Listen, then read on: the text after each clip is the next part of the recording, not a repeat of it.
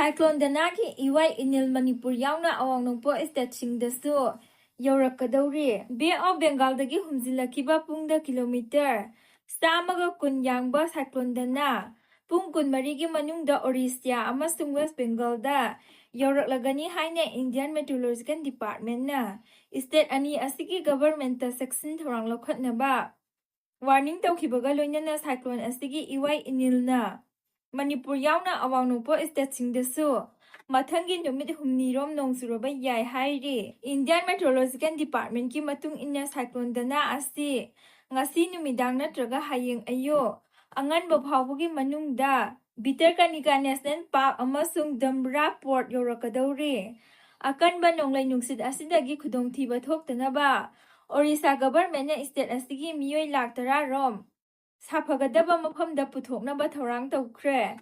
Madugi mathakta central government nasu state ani asida NDRF, Indian Army amasung Indian Navy personnel sing deploy tawkhre. Maraksida Cyclone Dana na maram oiduna eastern amadi southern rivers na train kaya su senba lepnaba khangankre.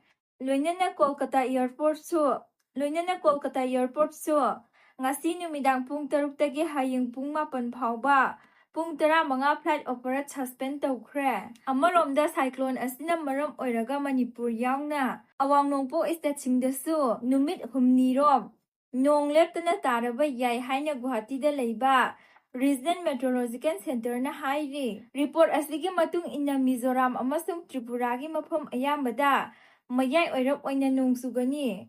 Manipur yauna Assam Nagaland da parap tawbudagi mayai oirapki changda nongsuraba yai. Aduga Arunachal Pradesh ki mafam kharadasu parap oina nongsuraba yai hairi.